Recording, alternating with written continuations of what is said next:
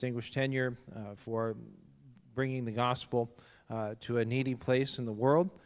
We pray, Father, that you will encourage our hearts as we hear of your work, and might also be encouraged and challenged to consider what further role we might have, whether that is in being a source of continued support for people like them, or whether you would be moving in some of our hearts to continue to do some of the kinds of work that they're doing in other corners of the globe. Be with Mark now as he speaks. Use him, we pray in Jesus' name. Amen. Thank you, Pastor Greg, and it's good to meet everybody. Good to see you again. We haven't been here for about 6 years, so it's been a while. But I grew up in Watertown, Wisconsin, and worked on a farm growing up, and then went to school at a Christian school, and I never thought I was going to be a missionary. I went to college, got out with a degree in marketing, and started a business. It was a roofing business, and did that for about 8 years. But as I was reading my Bible and thinking about life in general, and if this is what God wanted me to do, I came to a passage that I was studying in 2 Timothy, and it said, "Do the work of an evangelist." And God started using that verse in my life to really start just working in my heart. And so I didn't really know what that meant. I thought an evangelist went around and preached and had like itinerant services in different churches, and that's what I thought. I'm going to pursue that. And I got a degree in religious education, and then it was a master's, and then I went to work at a Christian camp. Some of you might know Camp Shatek, and I was a staff evangelist for that camp, and did that for about 2 years. But during that time, we also took some short-term trips. And if you're even remotely interested in mission work, I would suggest taking a short-term mission trip to a different land, because it really will open your eyes to the need. And when I got there, I just felt like in my heart, this is what God wants me to do, but I didn't know where. So I'm praying, Lord, where do you want me to go? And God, through a series of things that took place, my brother was working in a radio station in Pohnpei, and he was an RTV minor in college, and he met somebody from Yap and told him, we need missionaries in Yap. And so my brother Paul said, hey, Mark, I'm going on a survey trip to Yap. Do you want to go with me? And I said, I would love to go. I was roofing at the time, so we went to Yap. And while I was there, I never thought I would go back. But it was fun. I loved it. And so later on down the road, Paul had been there for 2 years, and he called me up and asked me if I would go and help build a house. And so that's what I did a lot. So I went there and helped him put an addition on his house. And this time I took my wife, and while we were there, I felt like God wanted me to move there. And so we began to talk about it, and she said, I've started having ideas in my mind that I could do this too. And so we started praying about it, and God gave us peace. So we came back, and this is probably one of the first churches we came to. And this would have been about maybe 22 years ago. Was anyone here 21 years ago? Okay. Do you guys remember us coming through with these little kids and excited about Yap? And you guys remember? Okay. So, and then over the years, we've come back here every about 5 years we visit. Because we usually would serve for 5 years and then come back for 1 year. But anyway, long story short, we ended up in Yap. And while we were there, we've been there for 20 years, God has been doing some great things. And this is the purpose of this PowerPoint, is to show you that God can use average people like you and me to accomplish things for His kingdom work anywhere in the world that you say, Lord, I'll do whatever you want me to do. God can use you right here in Rochester to do things that you never thought you could do. But because you surrendered to Him and you were made yourself willing to do it, and ask the Lord, I'm willing, what do you want me to do? God can use us.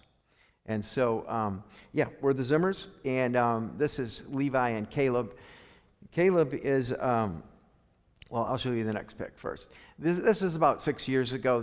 We have 5 kids, and our oldest is Joe. This is a recent picture of Joe and his new wife, Kara, and their little baby, Halsey, we call her. And so we're Grandpa and Grandma now. And this is Uncle Johnny, and he's holding Halsey there. Johnny is a web design guy and loves working with computers and lives in Greenville, South Carolina, comes over a lot to our house when we're back in the States. And this is Cherith, and Cherith is a supervisor at a Publix grocery store. And she loves the little baby. They came to visit us last year. This is Caleb. He's my fishing buddy, and he's a junior at Liberty University, and he's studying graphic design. He's going to be going back with us again. He's actually doing all of his coursework online, which is kind of cool because we just got a coaxial cable to Yap, and Starlink actually showed up in Yap as well. So, and on the outer islands. So thank you, Elon, for that. That's really helping. This is Levi, and Levi loves fishing. He's also a fishing buddy. He's got a fish on a stick right there. It's a peacock grouper from the Pacific, and he loves to catch and cook. So what took us to this island, and what would make us want to stop in the middle of our career and give it all up for the Lord? And it's because of this passage right here in Matthew 28, 19, and 20. And I'm going to talk to you about this in the morning service. When Jesus told the disciples to go and make disciples. To me, this concept right here has gripped me so much that I was willing to give everything up and leave and go to a foreign land. Without knowing anybody, without just to plant myself there and try to make friends with people and tell them about Jesus. And so if you're going to a new place and you move, so let's just say you move into a new apartment complex. You don't know anybody, but you want to meet them. So how can you meet them and tell them about the Lord? Well, you've got to become creative. Maybe you go swimming with somebody that's down there. You swim, do some swimming with them, do some laps. Play tennis with them, or you find things that you both have in common, and you use that opportunity to tell people about the Lord. And so that's what I've done in Yap. And for me, it's a little bit different, but the main way to win people to the Lord is to teach them by example who Jesus is. They're watching you, and as you lose that big fish beside the boat, they're listening to what you say, and they're watching your reactions when somebody steals your bicycle, okay? If you want to make disciples, you have to live with them, and the only way to live with them is to become willing to humble yourself and become one of them. And I cannot reach those people from sitting in my office. I cannot. I have to get out with the people. I have to work with them. I have to get my hands dirty. And these people are not very lovely at all. Okay, these people chew betel nut. So if you've ever heard of betel nut, maybe we have a dentist in the room. Betel nut will turn your teeth jet black. So if you've ever seen like a zombie with black teeth, okay, that's kind of what it looks like. So where's Yap? Well, you go to Hawaii, that's about halfway. Then you go to Guam, take a left, go about 350 miles, and you'll reach this little island. And Yap is kind of sandwiched between Guam and the Philippines.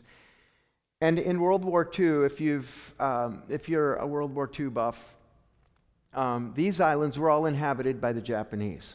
And they were bringing these people to a point of extinction. And they had plans to bomb and destroy. But they were liberated by the U.S. in World War II, and so the U.S. became their friend and gave them their island back to them and said, whatever you need, we'll help you.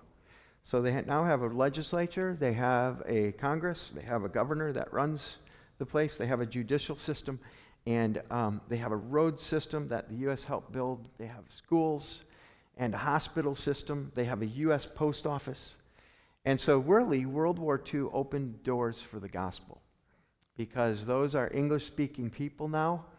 And so you can go to Yap and visit, and you can teach in English, and they understand.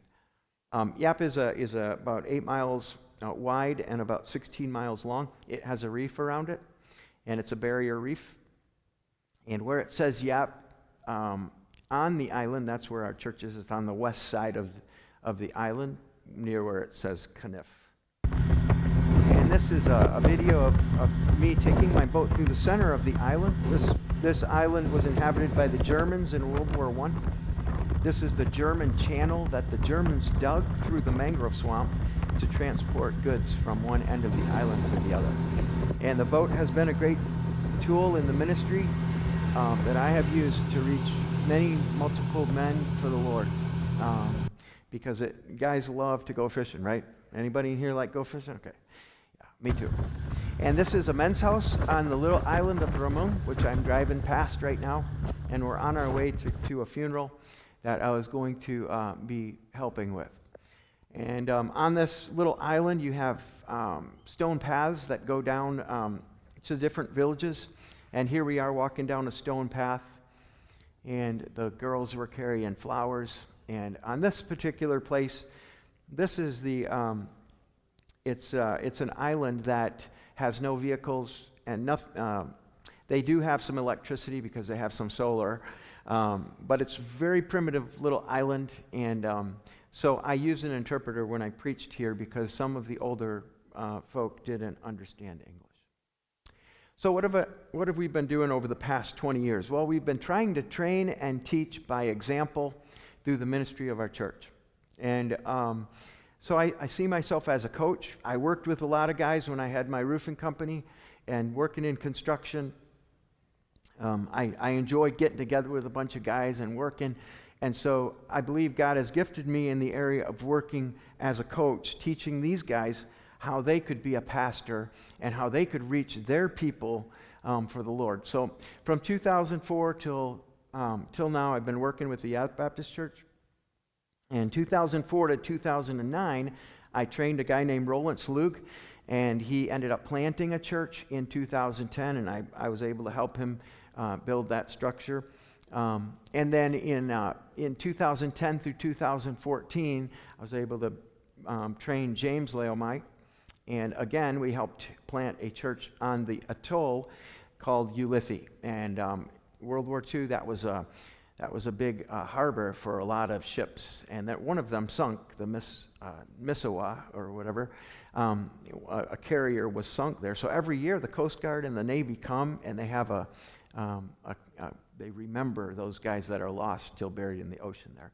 Patwin Hafalachog went to Yap Baptist Church, and he was an assistant. All of these guys I worked with for many years, and then they went off to Bible school. They got a degree in Bible in Guam and came back to Yap and have served in the church. Truly Era, I worked with him for 8 years. He's pastoring a Chuukese church in Guam. Clinton Youthwemar is now the Micronesian pastor at Harvest in Guam. And so we had to give up some of our best to go there. But Jackson Fahoilmre, he works at Harvest in Guam. And then Francis Bache and Stephen Limerog are now the pastors, the youth pastor and the pastor of the Baptist Church. So what are some of the ways that we can reach people where we live? First of all, we did a family fun day. And this was a great opportunity to use for outreach. They had never done this on our island. And most of them do never eat hot dogs in a bun. They just fry hot dogs and put them on rice. So that's why my assistant there was saying hot dog bun, hot dog bun. So people were just loving hot dogs on a bun. And we had little games set up. We had each of these vendors that we had were people in our church that were helping. This is our church property here. We had a little duck pond matching game for the kids. And they love that. If they won, if they matched up some ducks, they get a little ticket, and I'll show you they can redeem that later. We also did a potato sack relay, which was the first potato sack relay ever on Yap. And many of the adults wanted to do it. They just loved it. And they were hopping around there. They loved that. This was our little store we had set up. These are girls that are in our church that were working in the store. And so if they won something, they could come and redeem that for a prize. And this was really a great outreach into the community. Every year we also have a teen camp.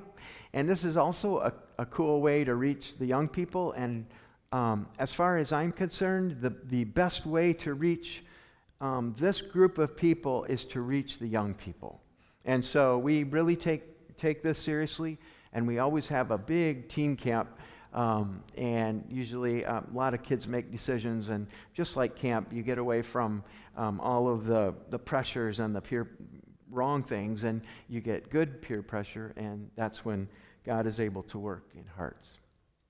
We also had a wedding in our church, and this was the Attorney General of Yap. She was the Assistant Attorney General in Yap, and let me just tell you where she came from. She came from Milwaukee, Wisconsin.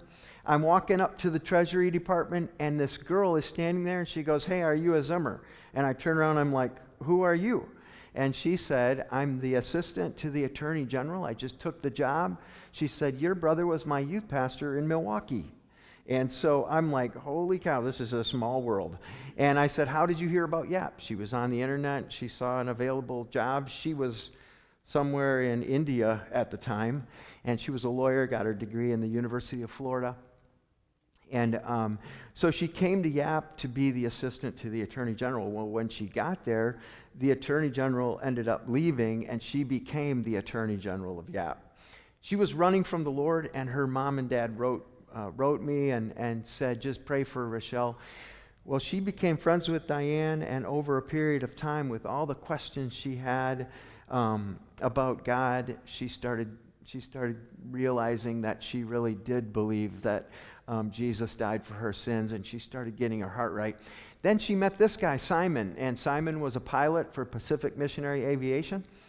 And so Shepherd's Purse just gave 2 King Airs to this mission, and now they're flying those King Airs to the outer islands. Simon was one of their pilots, and he was a buddy of mine, and was going to our church, met Rochelle, and they fell in love, and they ended up getting married in our church.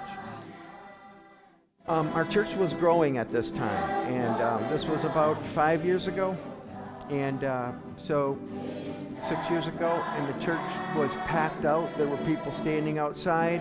They didn't have room to go there, so the people started talking to me about building a building.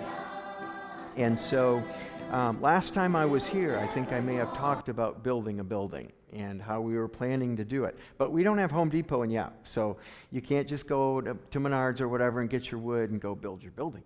You've got to make the wood too. So we have 2 sawmills in Yap, and this is a nice big mahogany. And this mahogany is probably about, I'd say, 70 years old, 70 to 80 years old. They grow very fast. I planted some 20 years ago. They're already millable size, 20 inches around in diameter. And so, but this tree here, the chief of this village called me and said, "Can you come and cut this tree down?" Well, thankfully, I had some college guys to help me. These are volunteers, and my boy was visiting. Joe was visiting from the States. And so I got my big old dogs in there and chopped them up and got that one to fall. That bar is about a 48-inch bar, so it's not a small chainsaw. And that tree right there,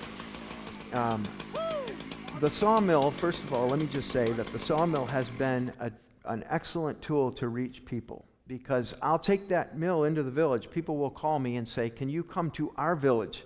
And so I'll drive in with my little truck with that mill on the back of it, and in 15 minutes I can have that thing set up on a log and be cutting wood. And it is a cool way to be able to introduce people to Jesus, because before I start the sawmill, I say, "Hey, do you know who made these trees for us to use?" And they're like, "Can I show you the God who made these trees? He's right here in this book." And then I tell them about Jesus. And I've actually had after a little Bible study and then a few more follow-up Bible studies, I've had a guy say, I need to accept Christ. And it was as a result of this mill. Now, this mill provides a way to reach people because the island is very closed to outsiders. In fact, they do not like Westerners at all. They call us Western termites. And my goal is not to Westernize them. My goal is to tell them about Jesus. And so I try to, as much as I can, without breaking any of the commandments, get down on their level and live like them. Okay? So I don't wear this where I live. Okay? I just don't. People don't ever wear this. We wear shorts, flip-flops, and a t-shirt. That's it. Okay? But because if I wore this and tried to reach them, they wouldn't listen to me. But when I go down there and I eat raw fish with them, and I go fishing with them, and I eat breadfruit, whatever they're eating, I eat. Say, I couldn't do that. Well, it's part of the job, all right? But we'll cut the trees, and then we will make the lumber. This is the sawmill. This one is a swing blade. It's a Lucas mill. And I can rip through a nice big log in about 2 hours and make a big pile of wood, maybe 62 by 6. And then if I'm going to be making cabinets, I have a wood miser bandsaw, which is the smallest one they make, the LT15, and I can make 1-bys, and then I will, and all of the wood that we use is, the majority of it is mahogany, because termites don't eat mahogany, and they do eat treated lumber. They love treated lumber where I live. They'll eat the center of it, but they sure won't eat mahogany because it has something in it that they just can't, their teeth can't handle it, or whatever it is. And then whenever we get hungry, we got to go fishing, and fishing is a big part of our ministry out there. We've had a lot of college kids come to Harvest, and then they come to Yap, and they get to go fishing with me, and many of them have caught marlin. Those are plentiful out there. So then it was time to start building, and we got the excavator to come in, and the excavator driver came up to me, and he said, are there any pipes in this area here? And I said, I don't know, we're about to find out. There's no schematic. When they put the pipes in there, this was jungle. So sure enough, we hit a main, and we filled that place with water, and I ended up fixing it, no problem. Then whenever we're pouring cement, we can't just call the cement truck to come and pour. We mix it ourselves. We dig the sand in the beach, and then we have this is my little sand strainer. This was Benjamin. And we just shovel that sand on that screen, and the seashells fall out and all the junk that's in there, and then we're able to pour cement. These were a couple of dudes from Wisconsin that came to help. They were professional cement workers, and they were willing to donate a week of their time to come. And as we were going through every process of this building, we would get subs from the states to come and help us, and it was really a blessing. So usually it rains every day where we live. You've got, when you look at the forecast every day, it's either chance of rain, 50% chance of rain every single day, or it's going to rain all day. So, but while we were pouring this, it never rained, and God helped us with that process. Then something terrible happened on our island to our Attorney General. See, she had been prosecuting a lot of the bad guys, and there was trafficking, there was all kinds of things going on that she was digging up. And the governor was involved in embezzlement with China. He had a picture of him holding a suitcase full of money. And so he was going to be impeached. And one day I came back from somewhere with my boys, and somebody ran up. I was looking at my phone, and I saw a text, and it said, Mark, come to the hospital quick. Rochelle's been shot. And it was Simon. And so I thought, what was she shot with, a slingshot or a BB gun or something? And I got Diane, we ran down to the hospital, we get there, and there's a flatbed truck next to the emergency room, and there's a trail of blood going into the emergency room. We get into the emergency room, and there she is laying on the hospital table, and she had holes all over her body. She had been shot with a shotgun. And a bad guy so there's not supposed to be any guns on the island. They're outlawed. So if guns are outlawed on an island, who do you think has the guns? The bad guys. When they outlaw guns, only the criminals have the guns, okay? And so this guy, he shot her 3 times in the back, even killed her dog, and she didn't make it. So she was Diane's best friend. So imagine walking in there, and there she is, and it was just heart-wrenching. And Simon turns around. He said, "Mark, what am I gonna do?" And what are you supposed to tell somebody that's so grieving over the loss of his new wife? 3 months ago, I had just married them, and now we were going to have a funeral. It was really sad. But I was able to call her father. I'm going to go see him in a couple weeks, by the way, on the way back. I'm going to stop in and just talk to him, but became really close friends with her dad now. It's been neat to see that God can still use terrible events in lives. But the family asked me if I would make a casket, and I was already making cabinets, so I was able to get some of that mahogany and make her a casket for the funeral. And then we invited a lot of people to come to the funeral. There was about 800 people at the funeral. And this is actually video footage of the funeral. We were singing Amazing Grace. And on the front row there is the chief of that island of Ulithi. And all the dignitaries were here. My brother came from Palau, and the family came from Brookfield, Wisconsin, to be at the funeral as well. And then what the people didn't know was that Rochelle was also a member of the FBI. And so the FBI came to Yap shortly after she was murdered, and it took them about a day and a half, and they knew who had done it.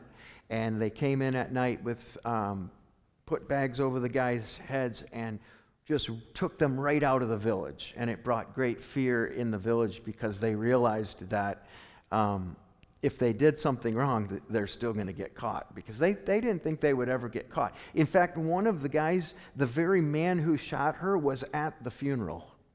And so the FBI got them, took them out to a small boat, took them out to a larger ship and interrogated them and got confessions out of them, and then brought them back to the island. But the FBI got that casket and shipped it to Milwaukee, and that's what she is buried in. And they flew us to Milwaukee to be at the funeral again in Brookfield, Wisconsin. So whenever something terrible happens on the island, people think that the gods are against it. And they were like, they'll never build that church. It won't happen, because now that something terrible has happened, the gods have stopped the project. Well, for 1 month, the project had stopped. But when we got back, we hit it with fury, and we got other teams coming in. I went to Home Depot in Guam, and I got some cement blocks, rebar, everything I needed to finish that building. And we shipped it to Yap. And then we had teams come right after one right after another. They sanded and varnished those beams. And whenever we're hungry, we got to go fishing. So we went and got some lobster and crabs to eat. The ladies love to bake, and Dinah's taught them how to make Christmas cookies. There they are working. And they have Bible studies with Diane a lot, and they pray for their husbands. Usually the women come to the Lord first, and then they pray for their husbands. We've seen some of their husbands come to know the Lord as a result of a tender testimony of a loving wife against all odds, believe me. So here's the building. We're starting to come together, and we brought in Kip and his son Ben.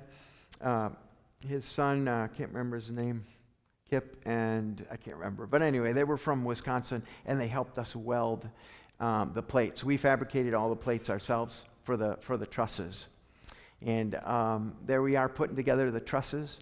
And these trusses weighed over 1,000 pounds each, and they were 4x6 mahogany material. And then we got a crane, and we put them on the building. And this was something that I love doing. We did that in a half a day. And at the end, we needed one more truss, because we ended up adding on a section to the building. And so someone gave me this tree. We cut it down, and we put those on my trusty steed. This is my Japanese truck that I drive around in. It's actually four-wheel drive, and I can go right down the road like this. Now, if I drove down some of these roads over here, I think I might get pulled over, but where we live, it's natural. Everybody's happy with it. They like to look at it anyways. And Levi likes to get shrimp, and here he is with a nice batch of fresh shrimp. And we do this at night with flashlights, and we'll net these shrimp. It's really fun to get them. We also have some puppies, and just like everywhere, we have little pets. And this little cat, the mother actually adopted her with the puppies. And Levi loves cats, and he has lots of little cats. These are the purlins on the building. They were every 2 feet. I put 2x4s and to screw the panels onto, all varnished and stained and fastened down real good. And this is my roofing crew. And OSHA would have been proud. I had a rope from top to bottom, and I said, if you start slipping, dive for the rope and try to grab it. And so we put on these panels in one day, and we didn't bend any of them, and it was a great day to do it. And so my crew was really happy when we got it done. And then we also broke a few more OSHA regulations. We were standing on the top of those step ladders. Don't ever do that. Don't step here, it says on the ladder. But we finished that. I put a ladder in the back of my truck to reach the top. It was beautiful. But we got the siding done on the building. And I like to teach the guys how to build, because I know that in the future they will be building their own home. And they don't have like shop classes in their schools where they learn how to build. And so I'm able to spend enough time with them to teach them how to do that. And it becomes something they use in the future. And so we framed out the windows with mahogany, and we poured some sidewalks around the building. Got a couple doors from Guam, put them in, and put in a big barn door in the back of the building. And we hired this subcontractor to paint. It's actually Diane. They don't have subcontractors there, but she painted the building and got a couple ladies to help her, but did the whole building. And so she did a great job doing that. But while right after she got done painting, we found out that she had a tumor. And so we went to the hospital, and the hospital told us that we needed to go to the States for further testing. So before we left, we tried to get the building, the lights on in the building, and so that they could meet in the building while we were gone. And sure enough, we got all those lights on, and then we had my last fishing trip, and we caught this nice little tuna. And of course, when you're hungry, you got to eat. So these are the ones we eat raw, and it's really good. I wish I had a big bowl of it right now.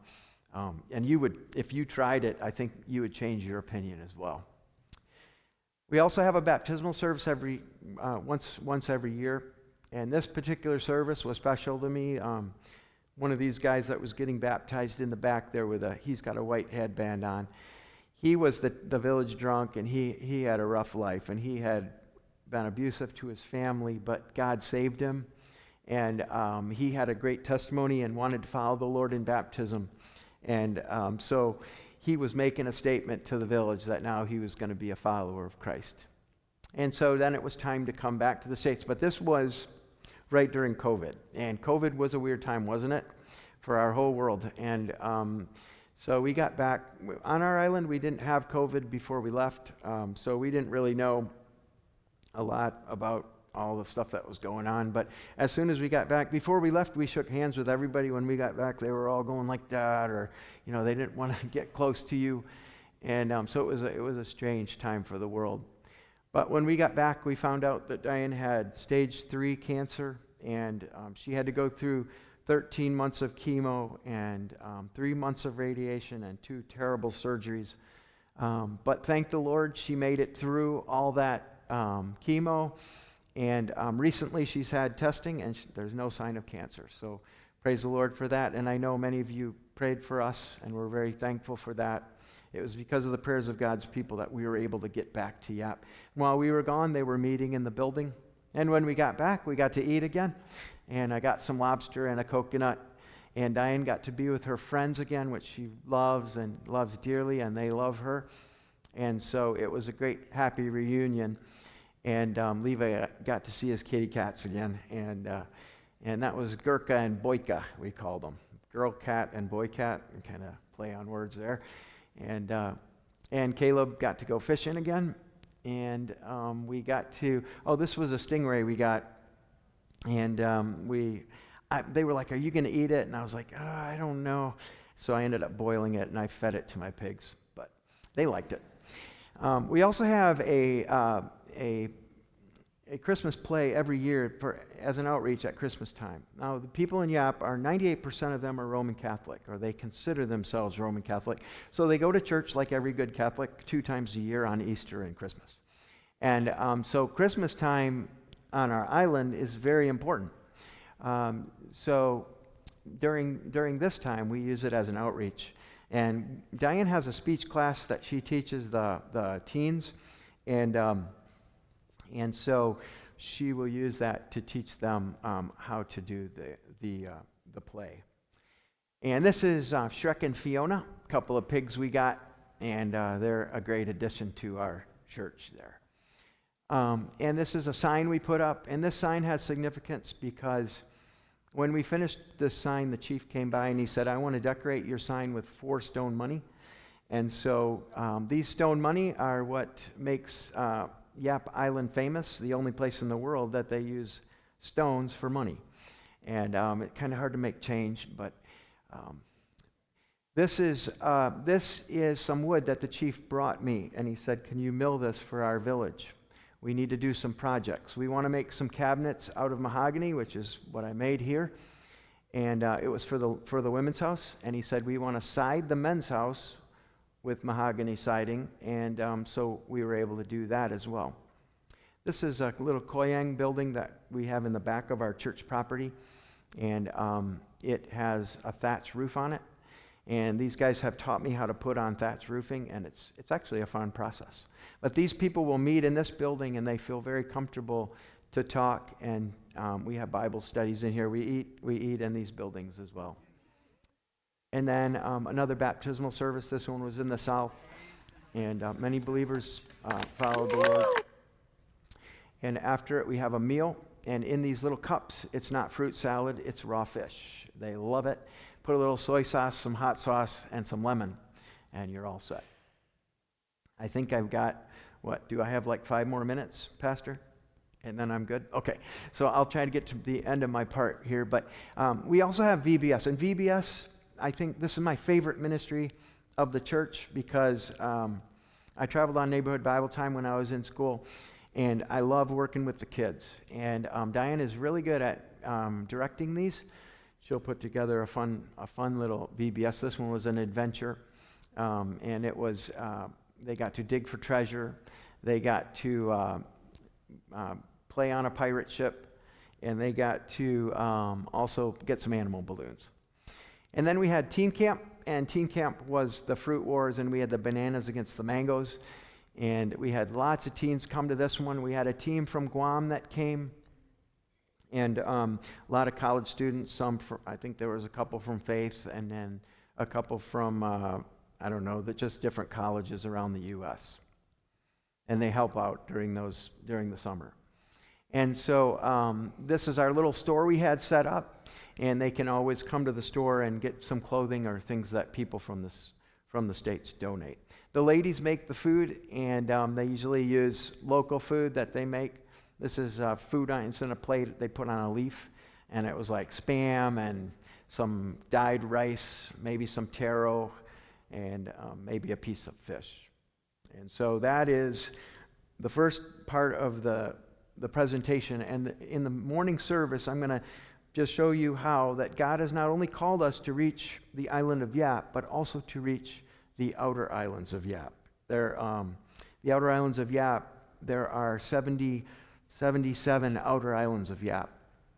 22 of those are inhabited. And so you can go to these very primitive, even more primitive than where we live, where they don't have vehicles or electricity, and you can go out there and share the gospel, and you'll not believe what God can do with one person who sold out to share the gospel with his own people. And so we all have the opportunity that God has given to us to make a difference and to give people hope in life, because there's a lot of people without hope. They're discouraged. Their life is upside down. Maybe they're involved in some terrible things, but Jesus can change their life, and he can give them hope and give them peace in their heart. And when he does that, it makes a difference. And you can see an entire culture that God has gotten hold of. And on a couple of these islands, you go there now, it's way different than it was before. And it's all because of the power of the cross. And God is he's still in the soul-saving business and life-changing business. And he is so good at it. When you see someone change from the inside out and genuinely change, you say, that is a miracle. Look what God did. And then it brings more attention to him and takes less focus off of us, more focus off of us, and puts it on him, and people realize that he is the life-changing God that can do that for anyone who call upon him. So that's just the beginning of our work there. I'm going to talk to you about the outer islands a little bit in the service. Thanks for your attention. Let's have a word of prayer. Lord, thank you for your word and for giving us the ability and the opportunity to reach others with your saving gospel.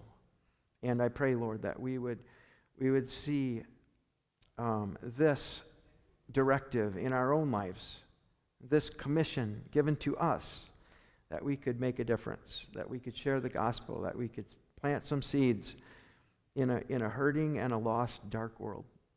And thank you for everyone that's here today, and we give you the praise in Jesus' name. Amen.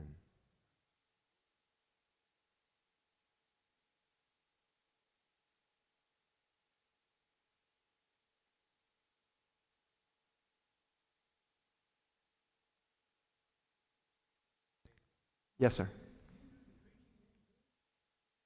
Do I do the preaching? I share the opportunity to preach with my local pastor that's there. Now, while we're gone, obviously, the preaching is all being done by the local pastors that are there in our church. So, but when I'm there, I usually, I'll preach one Sunday, and then he'll preach another Sunday, and then we have our youth pastor who will preach as well. So we kind of share the preaching responsibility. Okay? Anybody else? Yes, sir.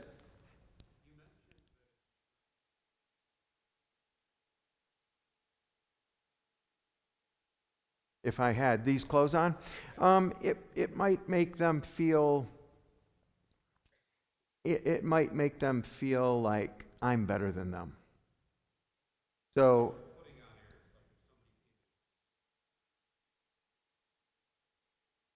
Right. So if I dress above them, then I'm not accepted by them. They're looking at me in different eyes. But if I'm just like them, and I'm one of them, then they'll sit there and talk to me, because it's a culture where one village can't go to another village without permission. And they don't just walk up to strangers, and a stranger is looked at as, why are you here and what do you want? Or what are you trying to do? And so it took years before they would look at me in different eyes. Now, because the chief gave us those stone money, and because I've given back to the village and I've helped a lot of people, they know that why I'm there. I'm not there to get their stuff. I'm not there to get anything. I'm there to help them. And it's all part of that, where Paul, and the Apostle Paul said, I would be all things to all people if I could just win them to the Lord. And at some point, I have to become like them if I'm going to win them, without breaking any of God's laws, right? I'm not going to get that far down, but all right. Anybody else?